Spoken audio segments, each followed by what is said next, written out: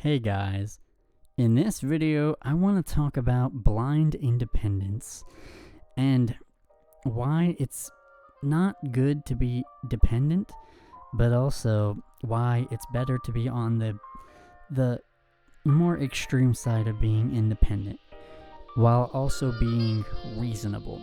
And what do I mean by that? So for instance, there are some blind people out there who, run the spectrum. So let's go to one extreme. There are some blind people who might be very dependent on people. They're afraid to really do a lot themselves. This isn't good. I really think you shouldn't be super dependent on people. Now, maybe they might not be ready to move on. That's okay. But there is a point after a little while where I do think you need to become more independent. But typically, there's another problem, and that's being completely independent. So, in my experience doing things, for me, I try to be as independent as I possibly can, right? I try to do everything myself within reason. You gotta be reasonable, and, I'm a realist, and in reality, there are some things that blind people just can't do. It is just the fact of life. It's something you have to accept. There are some things blind people just can't do, and that's okay.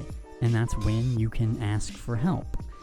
Or, for other instances, maybe there are some things that you could do, but it's more efficient to ask someone to help you with it, as long as, they're not busy, and it's, something simple they can go and do. And in this case, I'll give you examples. So, for instance, Sierra, say, I want a specific shirt. Now, I could probably do this on my own. I apologize if you hear noise in the background. My cat is playing around. Can't do anything about that. But yeah, say I want a certain shirt. I could probably dig through my basket and maybe find it. I could probably do this myself, and maybe I'll find it. There is a possibility that I won't find it. This is possible, depending on the shirt. But let's say that, most likely I can find it on my own. It might take me a while of digging through that basket to do it. And if Sierra is here and she's not busy doing anything, I could just be like, hey, can you find, X shirt for me? And in this case, it's not much of a big ask. The person's not busy, and then they can go and find it very easily, where you may take an extra long time to find it, or may not even find it at all. So in this case, it's way more efficient to ask the person than to do it yourself. And this is what I mean. Just because you can do it, doesn't necessarily mean you should, or doesn't necessarily mean if there's a better, efficient option to do so, then, you don't take it. So, yeah. So, another example, I guess, is maybe, say me and Sierra are sitting in our living room, and I want to know, what is the thermostat on? And I could get up, walk across the room, get my phone, turn on my Envision AI app, which scans text, try to line it up with this very small square that says our temperature on our thermostat, which is kind of hard to line up and get right. It's kind of a pain to work with, but I can do it and do that. Or could I just turn over to her and say, hey, what's the thermostat on? What's the temperature in here? And she can easily tell me. And so